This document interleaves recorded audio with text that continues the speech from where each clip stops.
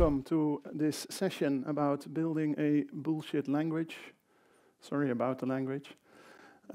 Thanks to everyone for getting up so early and joining me here. I appreciate it. I hope I can make it worth your while. So, the language that I created, that I'm going to talk about today, is called AnnotationScript, and it is basically a language in Java annotations with a Lisp. So, what do I mean by that? I'll show you. And let's open up Hello World. Can everybody read this fine? Yes? Okay, good. So this is what it looks like. You see a little bit of boilerplate here where it calls into the runtime. The actual language is over here. So you see two annotations at 0. What that means I will explain to you later. And then there's print line, and then there's hello world. And if I run that, it's going to be a bit slow. It says hello world. And just to demonstrate that this is all real, I'm going to change this. Hello jfall, and it says hello jfall. Of course, we also need to do fizzbuzz in a serious language. It looks like this. And if I run it, it does fizzbuzz. So that's cool. And of course, we also have 99 bottles of beer. This is a little bit bigger program. Took me a little while to write all this. Oh, and if I run it, it does 99 bottles of beer on the wall. Okay. So, good morning. My name is Jan. You may know me from a project that I am doing called Equals Verifier. You can find me on various social media. And I work for a company called Yoink. We're a small consultancy in the Open Value Group in the Netherlands. And one of the things that we are focusing on as a company is sustainability. How do we reduce the CO2 emitted by the IT sector, which is big and should be smaller. I could fill a whole talk about that, but this is not that talk. This talk is about weird projects that I did. When I take on a project and I really commit to it, they tend to escalate. They snowball all the way, and I get lost in them. And so they can kind of get weird sometimes. So for example, a couple of years ago, I figured out how to do Java development in Vim, complete with auto-completion and everything. And since then, I haven't used IntelliJ. You know, that's one of the things. Another thing, who here in the audience is familiar with Asterix? Okay, that's almost everybody. Very good. So people who like Asterix may know that there's an author and an illustrator, and they made a bunch of excellent albums, a bunch of excellent books. And then the author passed away, and the illustrator took over writing duties, and everybody said, well, quality's gone down. And I felt that, but I also felt the need to quantify that. So one day, I bought them all, and I read them all, and I tallied up how many times each book made me laugh. And then I figured, there's this other comic book series, the Dutch Asterix, if you will, that I'm a fan of. I'm going to do the same for that as well. So I did that. I wrote a paper about that with LaTeX, made a nice graph. And you see the vertical line over there is where the author, the original author, passed away. And indeed, I laughed less at the newer books than I did at the older ones. In case you're curious, these are the funniest ones. And then there's my Lego project. Maybe you're familiar with the architecture skyline sets in Lego. They make these cool skylines for all the important cities, and I wanted one for my own hometown. So I figured I'll have to do that myself. But before I can do that, I have to learn how this tool works, how you design a thing in Lego. So I downloaded the tool and I thought, let's start with something simple. So I did a cast of Star Trek in minimalist form. And then I thought, well, if I design it, I should build it. So I built it. And then I thought, let's build a little enterprise to go along with it. Then I made the instructions. I uploaded everything to my website. I uploaded it to Rebrickable, so the other Lego people in the world can find it. And then I did all the other 90s Star Trek crews.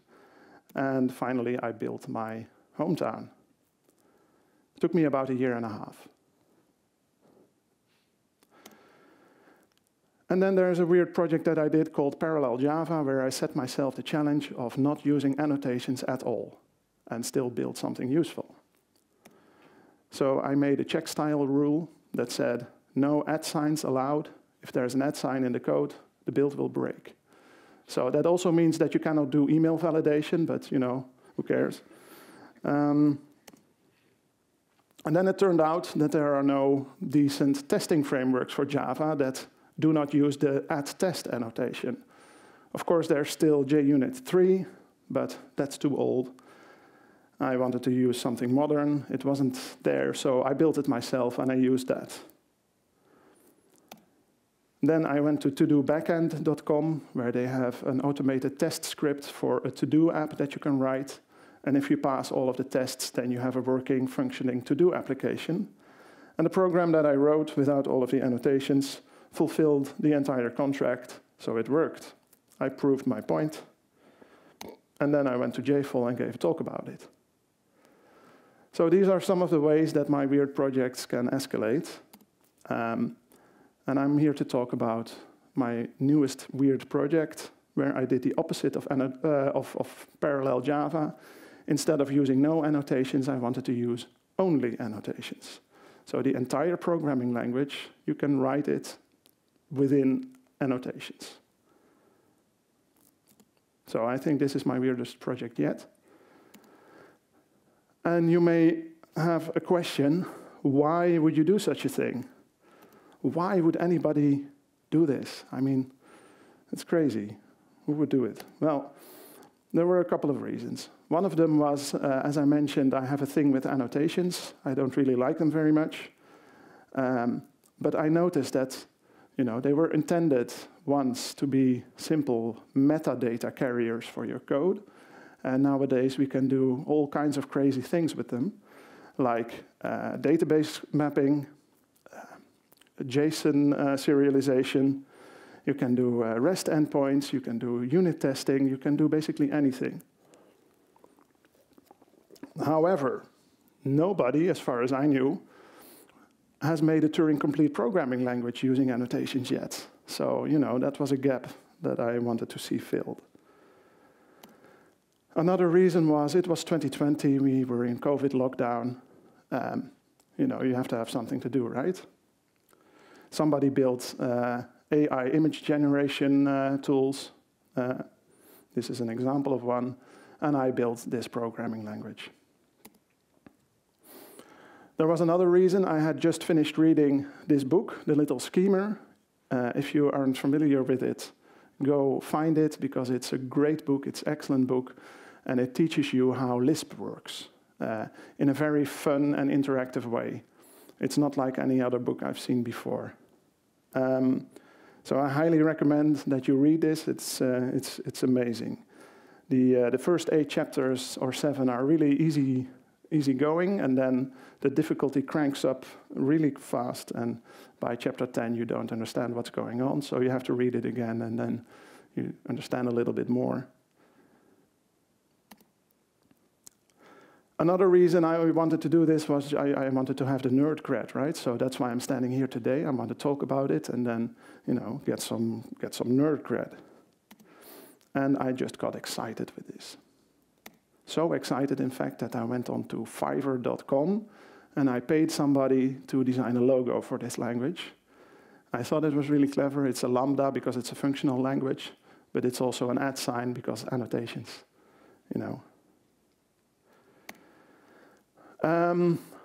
No ChatGPT was used during the making of this language. I did use it during the final demo.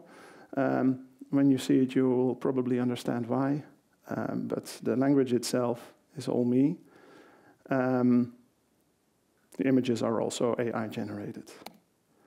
Okay, so AnnotationScript is a Lisp. So what is Lisp? Lisp is a family of programming languages. It started in 1958, if I remember correctly, and it has started a whole family of programming languages that all look more or less the same. There's Common Lisp, there is Scheme. You may be familiar with Emacs. You might think it's a text editor, but it's not. It's a Lisp interpreter, and somebody wrote a text editor with it. Racket is a famous Lisp language, and in the JVM space, of course, we have Clojure that you may know about. And Lisp looks like this. This is the syntax, more or less. You have parentheses, you have keywords and values inside of those parentheses, and that is the entire syntax. That's it all. So how does it work as a language? Well, everything in Lisp is a list. The name stands for list processing. And a list has a couple of values inside. The first value is the name of a function that you want to call, and all of the other values in the list are the parameters that you want to pass to the function. And they are separated by white space. So this is how you say x plus 10 in Lisp.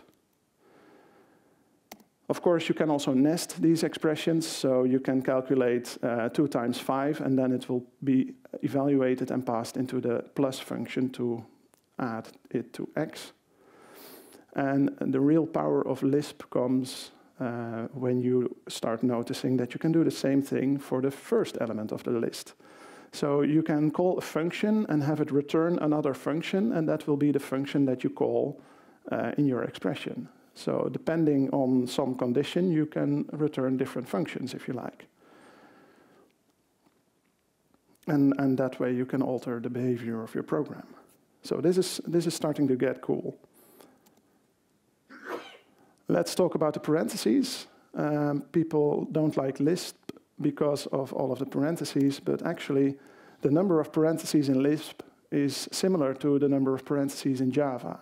So I wrote down some code here that does more or less the same thing. Of course, the Lisp part is a bit, invented, but it makes the point. If you count them, the number of parentheses is the same. The difference, however, is that in Java you have curly braces and square brackets and angle brackets and all of those things. In Lisp, everything is parentheses. So that's why it looks like you have more parentheses. But it's really not that different. Finally, a big difference between languages like Java and Lisp is that you have to do recursion in order to do some kind of iteration. So here you see a loop in Java, and it's using for, which we're all familiar with, I assume. You can't do that in Lisp. In Lisp, you have to do a recursive call. So if you want to do that in Java, it looks like this. So we are summing here all of the numbers until n, right? So you do 1 plus 2 plus 3 plus 4, etc. That's what the algorithm does. So what we do here is we check if the n that is passed in equals 0. If it is, we return 0 and we're done. If it's not, then we take the number and we add to it the sum of the number minus 1. And then you get to the same result. If you write it down in Lisp, it looks more or less like this. So you define a function called sum, and you say it has one parameter n. Then you do a condition. Does n equal question mark 0? Then return 0, else we do the sum thing. But this has a problem. You might end up getting a stack overflow. We're all familiar with Stack Overflow. Oh no, this one, not this one, this one. This is the Stack Overflow I'm talking about. If you do recursion too much, this is what you can get, right? And that's because if you do a sum function like this, you you have to remember a lot of things when you call the function again. So when you do sum of 4, you want to add 4 to the result of sum 3. And then in order to calculate that, you have to remember the 4, and then you have to do 3 plus the result of sum 2, etc. And you can see that this adds up quickly. It has to remember all of these numbers, and at some point you just run out of memory and you get a Stack Overflow. So many functional programming languages have a solution to that called tail call optimization, which means that if the last thing you do in a function is call the function itself again, then you can remove the stack frame and just go on, and it doesn't blow up your stack. So in order to do that, in order to make sum the last thing you call, we have to rewrite a little bit, because as you can see, the last thing we do here is plus. That's not sum. We have to make it sum. So what we do here is we add a parameter to our function which holds an intermediate value, and we just add up the result in there, and then we pass it to the next call. And if you do that, your stack doesn't look like this. It starts looking like this.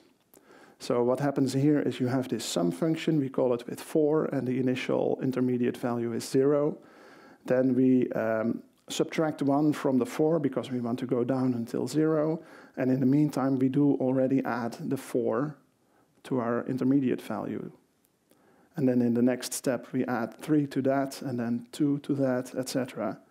And you get the same result. And as you can see, the stack doesn't balloon up like it did in the previous example, but it just stays in the same shape the whole time. And you don't get Stack Overflow errors. So that's great. But during my travels, I found out that recursion is not even always supported in Lisp. So what do you do if that's the case in your language? Well, we go back to the little schemer. They have a whole chapter devoted to this, where they explain to you the concept of the Y Combinator. And of course, we all know Y Combinator. It's that website that hosts Hacker News, right? But that actually took its name from this little thing. This is a function in Lisp that allows you to do recursion without doing recursion. So who understands this? I see one hand. I want to talk to you later because I don't believe you, because nobody can understand this. You have to have a PhD to understand it, but it does work.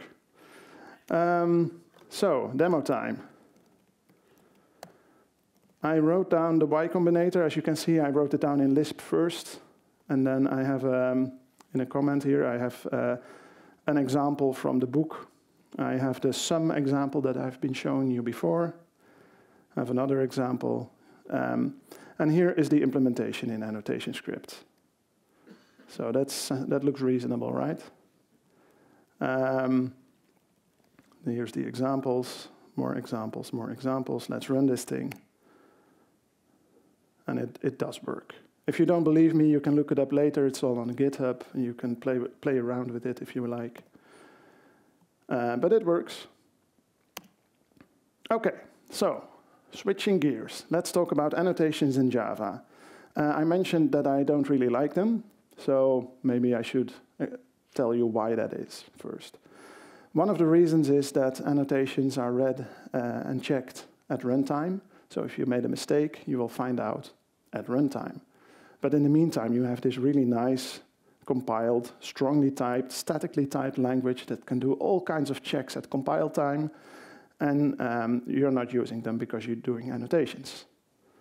I think that's sad. Another thing is that they are weakly typed. So I showed you this example earlier.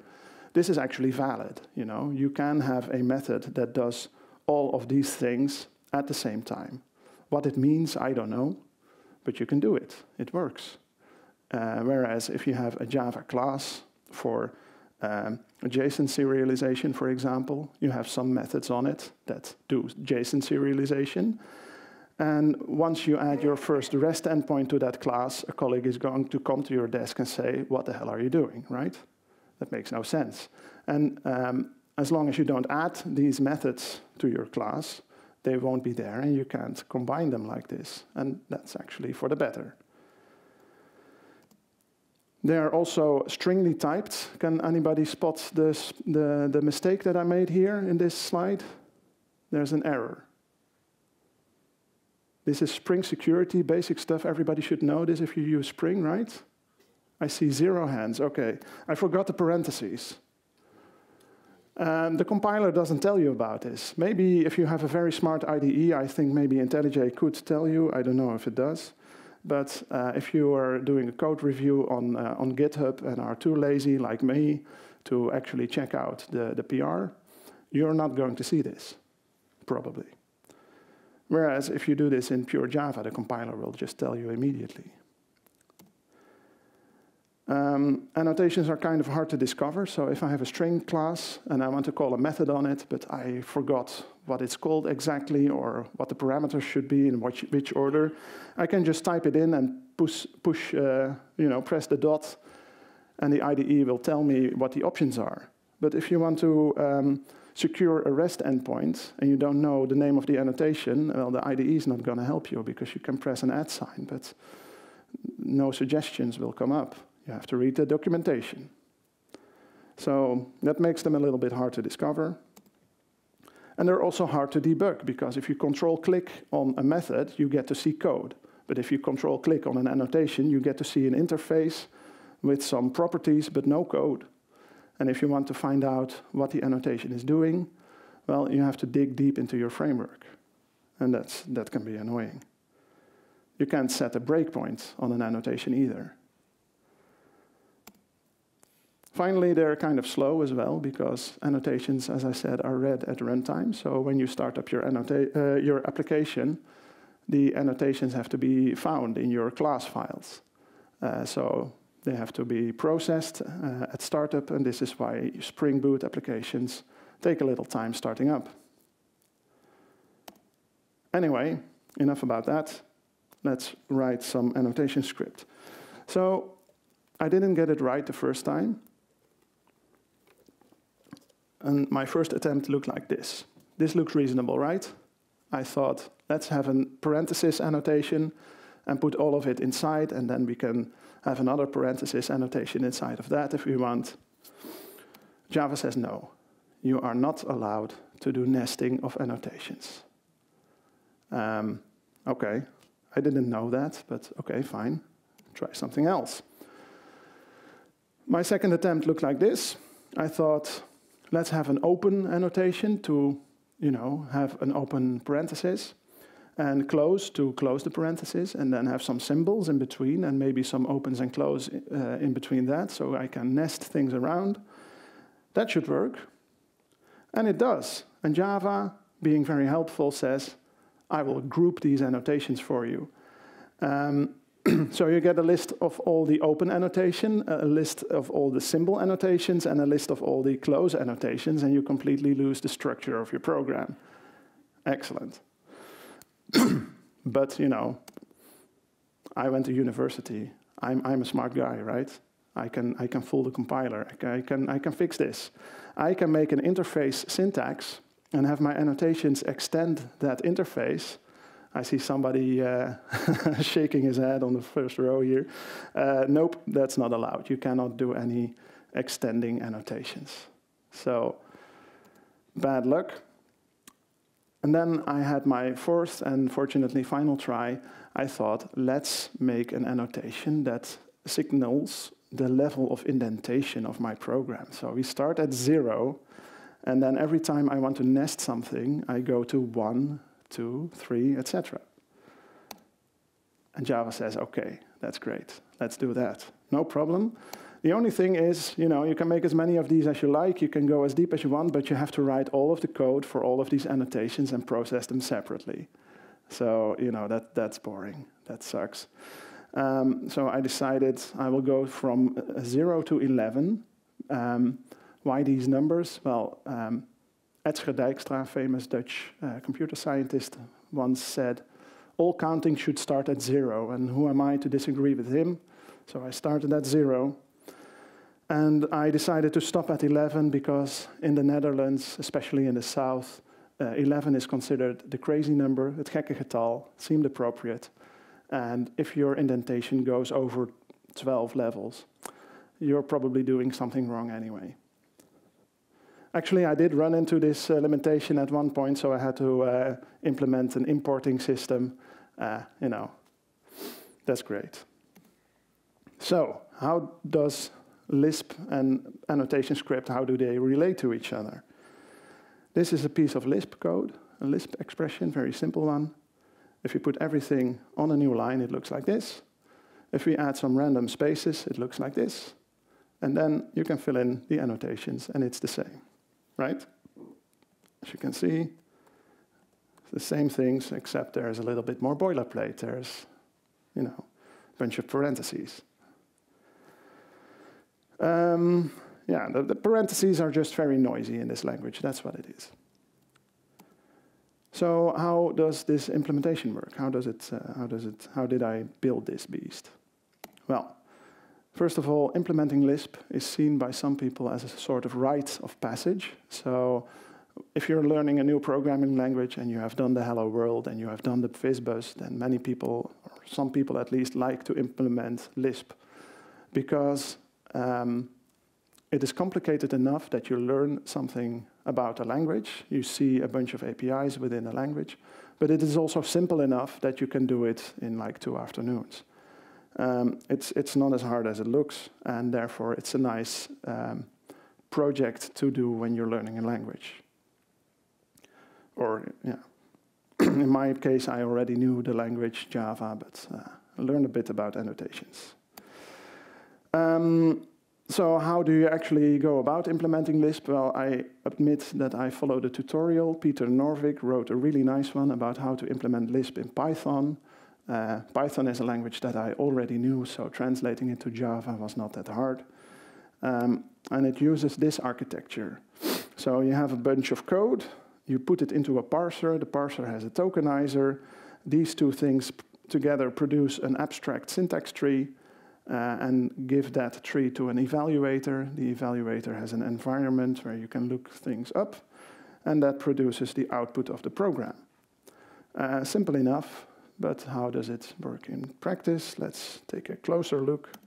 So the tokenizer, you put in the code, and it produces tokens. And tokens in a language are the things that have a meaning in the language. We're not applying structure yet, but we want to split these things so we can process them later in the parser.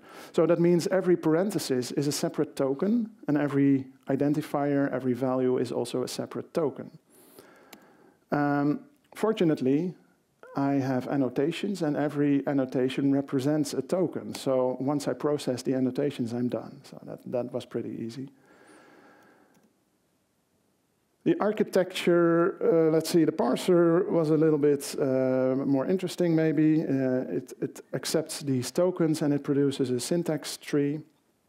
How I did that, or how Norvig did that, is, well, it just processes the tokens in sequence. Every time you encounter an atom, which is basically a literal, you keep it, right? So a 0 or the letter A remains the same. If you encounter an identifier like define or if or less than, you wrap it in a symbol class so you can refer to it later. And every time you encounter a parenthesis, you can start or close a new list. If you put everything in a list like that, you have a nested list of lists, and that represents a tree, and you have parsed your code. Okay, so now we have an AST.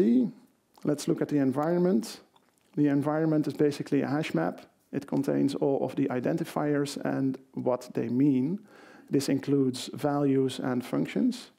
And if you want to define something for yourself, you can. You just say define x and assign it the value 10. It just gets put into the hash map, and then the evaluator can refer to it whenever it needs to. So what does the evaluator do? It takes the AST, it uses the environment, and then it goes through the entire AST. So is it an atom? Then we just return the atom and we're done. Is it a symbol? Then we look it up in the environment and return whatever was found in the environment. Is it a list? Then we are going to evaluate every element of the list in sequence, in order, and we call the function. So that means we call the function, in this case, less than, and we give it the parameters x and 0, and whatever the result of that is, we return.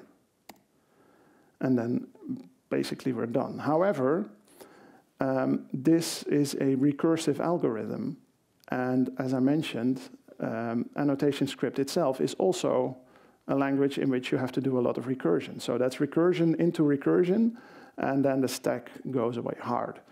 I did FizzBuzz, and it crashed when it reached 60, and of course a decent FizzBuzz has to go to 100, otherwise it doesn't count. So I had to do tail call optimization for my language, because otherwise I could not build anything useful in it.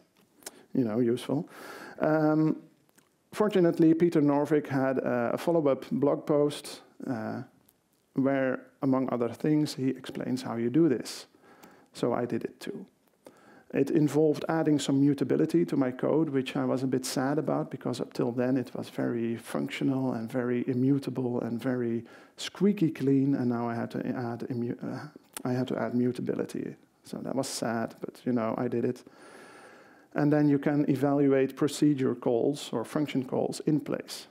So this is what the evaluator looked like in Java before. It checks an expression. Is it an atom? Then we just evaluate it. Is it a function call? Then we evaluate the elements and call the function. And this is a recursive algorithm. So instead of this, we can do something like this, where we have a variable, you know, a mutable variable. It's an expression, and we go in an infinite while loop. And whenever we encounter a procedure or function call, we just overwrite this expression variable.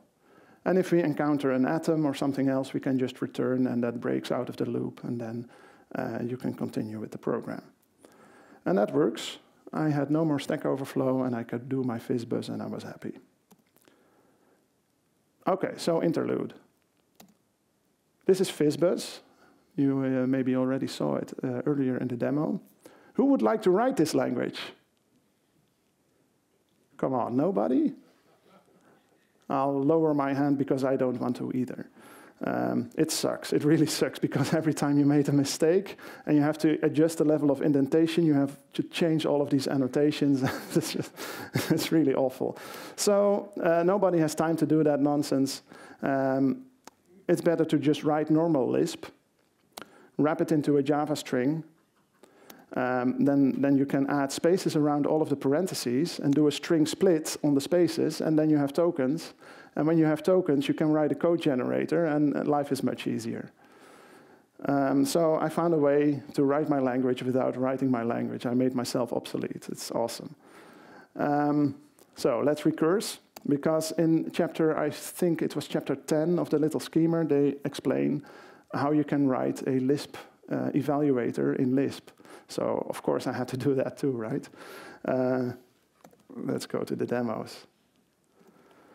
Oh, come on. So here is MetaScript. Here is Hello World in MetaScript. As you can see, I wrote some Lisp. It's a very old-fashioned kind of Lisp, because the little schemer is an old book. I passed this string into an object called MetaScript, and MetaScript is just a bunch of annotation scripts. So let's look at the tokenizer here, for example. There's a bunch of code here. Let's look at, I don't know, the evaluator. There's a bunch of code here. It's all annotation script. So this is Hello World. If I run it, it gets a little bit slower because it has to do 2 levels of interpretation now, but it does produce Hello World. And just to show you that I am not messing with you, I'm going to change this constant. I'm going to run it again, and you see Hello jfall. So it actually does work. Let's do FizzBuzz. Looks like this if I run it. The output looks a little bit different, but it is FizzBuzz. Okay, so cool. How does it work? Well, it follows the same architecture, basically. I wrote a tokenizer, again with string splits under the hood. And the fun thing is that I wrote my unit tests in Java because I'm not a crazy person. I didn't write them in AnnotationScript. And AnnotationScript returns Java objects. So you can test them in Java like you would test a normal program. But that also means that MetaScript, because it runs inside of AnnotationScript, also returns regular Java objects. So the unit tests were identical for my tokenizer. And in fact, I made a superclass that contained all of the assertions and made 2 implementations, one for each tokenizer. The input was a little bit different, but the outcomes are the same. And they are identical. So I had a high degree of confidence that my weird code actually did what I wanted it to. Same for the parser. I just basically implemented the very same algorithm that I did before, but now in AnnotationScript. Ran the same tests again, and it works. So for the evaluator, things are a little bit different because I wanted to follow the book. And I did. Here's a screenshot. And it worked. I had to write separate unit tests, unfortunately, but it worked. And then I ran into a recursion issue because this is where I have a Lisp that does not support recursion. So how do we deal with that? If we want to write this code, this is the same sum algorithm that I've been showing you earlier. It says cont has no true branch, which is the one true error message for AnnotationScript. Any error that you make results in this error message. So debugging AnnotationScript, excellent experience as well. In this case, it means invalid identifier sum. And it refers to this sum. And it is invalid because we have to evaluate this function here. And only when we have done that, we are going to assign it to sum and add it to the environment. So when we are defining this function doesn't exist yet. Therefore, you cannot refer to it. So how do we fix that? We could use the Y Combinator, but then we quickly run into the problem that I don't understand how it works, so I don't know how to use it. So instead of that, I gave the function an extra parameter called recurse, and when I call the function, I pass the same function into that parameter. So it's a bit of a self-referential thing here.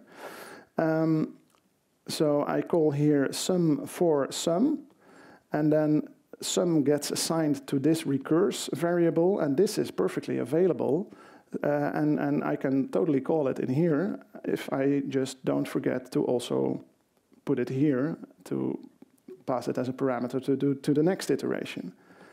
And this is how I did recursion in a language that doesn't support it. And actually, this is also more or less what the Y Combinator does, except that the Y Combinator does it in a more generic and a more pleasing way. But you have to understand it, and I didn't, so I did it the hacky way. So, talking about recursion, let's recurse. I promised you earlier that this language, AnnotationScript, would be Turing-complete. So how do I substantiate that? Well, that's kind of hard, right? Turing-completeness means that a programming language is able to solve any computable program. And to do that, it needs some kind of looping mechanism, it needs branching, it needs I/O, and proving it mathematically is hard and boring, and I didn't want to do it. Fortunately, the whole idea of Turing-completeness comes from a thing called a Turing machine. And a Turing machine, this is an artist's impression of a Turing machine. It has a tape with cells, and there is a head, it's called a head, that looks at the tape on a certain spot. And in that spot, it can read or write what is written there. And it can also move the tape around, one cell at a time, one location at a time. And, when Alan Turing invented the Turing machine, this is where the term Turing-completeness comes from. the idea of Turing completeness is that your programming language can do the same things that a Turing machine can. So if I implement a Turing machine, I'm done, right? I have proven that the language is Turing complete. But how do you make a Turing machine? Does anybody happen to know a very well-known, easily implementable Turing machine? Nobody? No? You know about brainfuck? Brainfuck is a programming language, and it's Turing complete because it's basically a Turing machine. It just has a weird syntax. So I implemented that. So, brainfuck. Here is a bit of MetaScript code. It starts with a bit of brainfuck code, and you can see the syntax of brainfuck is this. Plus basically means increase the value in the cell at head by 1. Minus means decrease it. Angle bracket means let's move 1 to the right or to the left, depending on where the bracket points to. And the square brackets, they implement a kind of looping mechanism that works really weirdly. So this is MetaScript. This is a brainfuck interpreter in MetaScript Lisp. This list here, every symbol in here is a separate symbol in Lisp, so it gets evaluated like that. And if I run it, this one gets really slow because we add yet another level of interpretation, but it works. Because it's a Turing machine, or it's brainfuck, it works with ASCII codes instead of strings. So I added some convenience at the end to convert the list of ASCII codes into a string so we can read it. And of course, I want to demonstrate that this works. So can somebody from the audience yell what I should print in my brainfuck interpreter? Can somebody give a suggestion? Stront eigenwijs, I like that. Don't know how to say it in English, but I like it. Stront eigenwijs, excellent. So this is how you print this word in brainfuck. I'm going to copy this. I'm going to remove this code, paste it in here, and then, of course, we need to add spaces because otherwise it doesn't work. Fortunately, I know Vim regular expressions. Bam. And now I have spaces between all of those symbols. And if I run this, stront eigenwijs. Thank you for the suggestion. Okay. So, end of recursion. What's next for AnnotationScript? First of all, do you agree that this project escalated? Yeah. Yes, everybody agrees. I think so too. So at some point I decided, well, maybe I should just stop here. But there are still some things to do if I really want to go, international with this, I guess. First thing is, of course, I need better error handling, because if the only error message that you get is called cond has no true branch, what the hell does that mean? Nobody knows. And Norvig, in his blog post, already says that his implementation expects the programmer to be perfect and make no mistakes, because if you do make a mistake, good luck finding it. So this is definitely an area of improvement. Another thing is the tokenizer. I'm doing string split, so that means that if you want to have a string with spaces in it, it just gets split into separate tokens, and then it doesn't mean anymore what you want it to mean. So that's also an area of improvement. And of course, we need Spring integration, because if you don't have Spring integration, who is going to use it, right? I already have the annotations, so I'm good in that regard. But it can still be improved.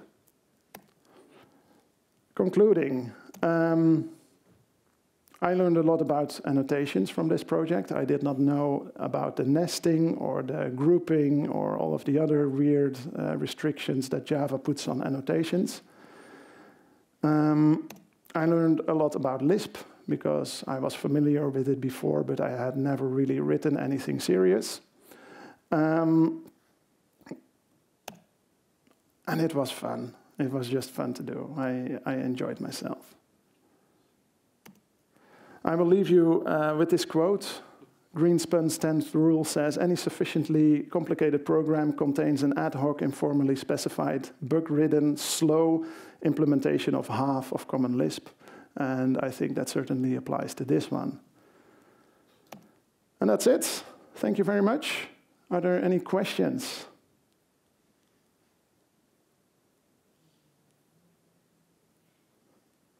No questions? Okay, well, thanks for your time, and enjoy the rest of the day.